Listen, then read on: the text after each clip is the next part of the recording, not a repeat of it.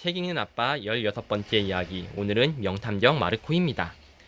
우리 명탐정 마르코가 참으로 지혜 있게 문제를 풀어가는 과정들을 보면서 여러분들도 수학적 사고를 키워보아요.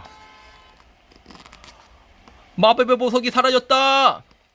세계 각지의 수집품 전시회장에서 토마스 할아버지가 내놓은 보석이 감쪽같이 사라졌어요.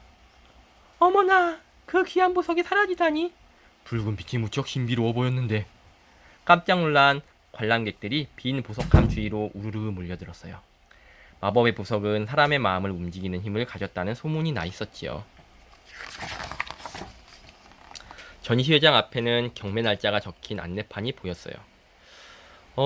경매가 바로 내일이구나.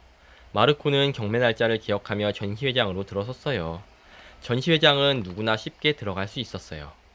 하지만 나갈 때는 한 사람도 빠짐없이 소지품 검사를 받았지요.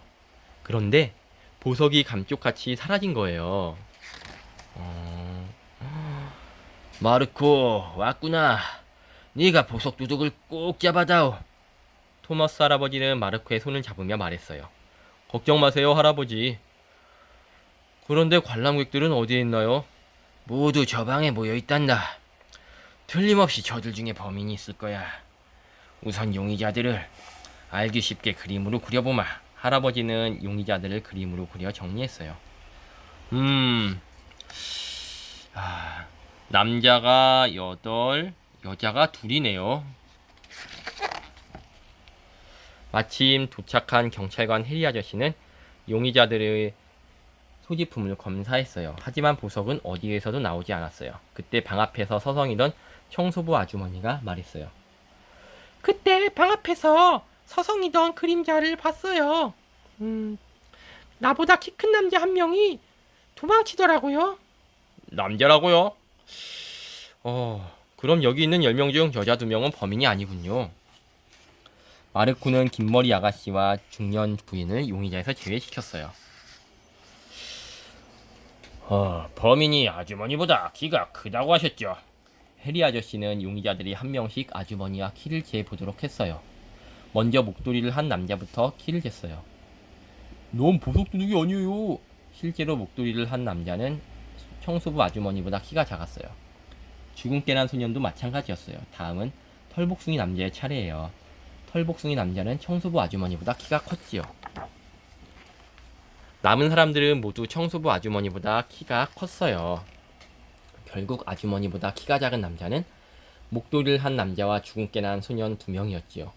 8명에서 그 2명을 빼자 6명이 남았어요.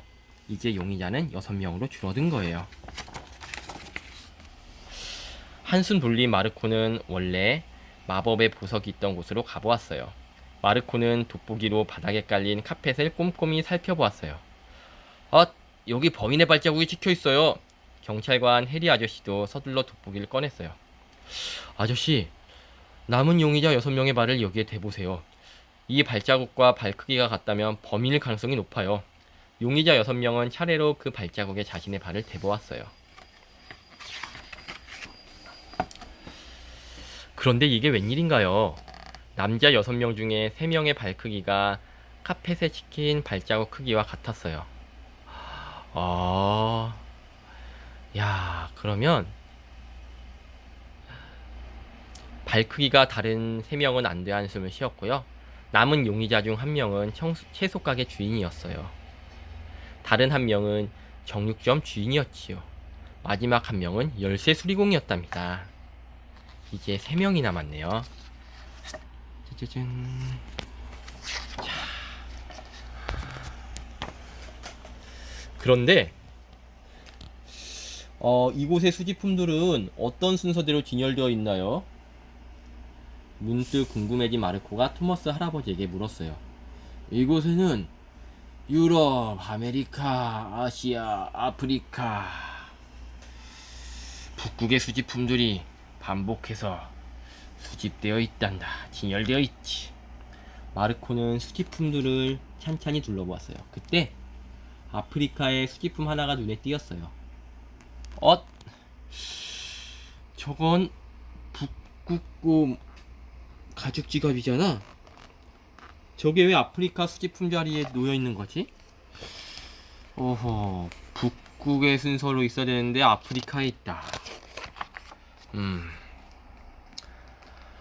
할아버지, 용의자 3명을 모두 돌려보내세요. 마르코는 빙긋 웃으며 말했어요. 아니, 아직 범인을 찾지 못했는데 모두 돌려보내라고? 해리 아저씨도 깜짝 놀란 표정을 지었어요. 그러자 마르코가 자신만만하게 말했어요. 내일이면 범인이 제 발로 이곳에 찾아올 거예요. 뭐라고? 그게 무슨 말이냐? 야, 우리 이제 집에 가도 된다. 만세! 다음날 경매가 시작되었어요. 사람들은 마음에 드는 수집품을 사느라 정신이 없었지요. 한참 경매를 진행하던 사회자가 외쳤어요. 자, 이제 남은 것은 이것뿐이군요. 이 북극곰 가죽 지갑을 사실 분 계십니까? 그러자 한 청년이 기다렸다는 듯 손을 번쩍 들었어요. 사회자는 사람들을 둘러보며 말했어요. 다른 분은 없으십니까? 더 없으시면 북극곰 가죽 지갑은 저 청년의 것입니다. 우우우. 마침내 청년이 북극곰 가죽 지갑을 손에 넣었어요. 그때 마르코가 다급하게 소리쳤어요. 해리 아저씨, 바로 저 청년이 범인이에요. 뭐라고? 거기서! 그러고 보니 그 청년은 마지막 남은 3명의 용의자 중 한 사람인 열쇠 수리공이었어요. 열쇠 수리공은 북극곰 가죽 지갑 안에서 보석을 꺼내 도망쳤어요. 해리 아저씨가 급히 뒤쫓아갔지만 아쉽게도 놓치고 말았지요. 마르코, 넌 어떻게 범인이 다시 올 줄 알았니? 토마스 할아버지가 마르코에게 물었어요. 어제 전시회장을 둘러보다가 북극곰 가죽 지갑을 봤어요. 북극곰 가죽 지갑이 아프리카 수집품 진열대에 있었지요. 마르코는 차분히 설명을 이어갔어요. 도둑은 원래 자신의 북극곰 가죽 지갑에 훔친 보석을 넣어 나가려고 했던 거예요. 그런데 소지품 검사로 지갑을 갖고 나갈 수가 없게 되었지요. 도둑은 당황한 나머지 자신의 지갑을 진열대에 놓았어요. 그 진열대가 바로 아프리카 수집품 진열대였고요. 하지만 북극곰은 북극에 살잖아요. 북극곰 가죽 지갑이 아프리카 수집품 진열대에 있으니 규칙에 맞지 않죠. 그래서 이상하다는 걸 알게 되었어요. 오, 그렇구나. 마르코, 정말 대단하구나. 그렇다면 어제 북극곰 가죽 지갑 안에 보석이 있다는 것도 알았니? 네. 하지만 그냥 보석을 찾으면 범인을 잡을 수 없잖아요. 그래서 오늘까지 기다렸던 건데. 마르코는 범인을 놓친 게 무척 속상했어요. 그래도 넌 최선을 다한 거야. 토마스 할아버지가 마르코의 머리를 쓰다듬으며 말했어요. 할아버지, 그 보석에 정말 마음을 움직이는 마법의 힘이 있어요. 글쎄, 오랫동안 금고에만 보관했던 거라 잘 모르겠구나. 그런데 며칠 뒤 해리 아저씨로부터 연락이 왔어요. 열쇠 수리공이 보석을 가지고 경찰서에 왔다는 거예요. 보석을 만지면 마치 엄마의 품에 안긴 것처럼 따뜻했어요. 하지만 마음은 죄책감으로 너무 괴로웠지요. 보석이 따뜻하다고?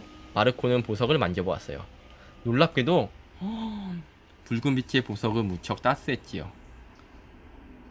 얼음처럼 차가운 마음도 녹여버릴 것 같아요. 이건 착한 마음을 살아나게 하는 진짜 마법의 보석이네요. 자, 이렇게 해서 보석은 박물관으로 다시 돌려보내졌답니다. 마음을 따뜻하게 만드는 보석. 어때요, 여러분? 이 보석의 힘도 신기하지만 지혜롭게 도둑을 잡는 마르코. 언제든 차분하게 어떤 문제가 생겨도 당황하지 말고 하나하나 차근차근 문제를 풀어가며 해결해내는 우리 지혜로운 친구들이 되어요. 책 읽는 아빠 오늘의 이야기 여기서 마칩니다. 안녕.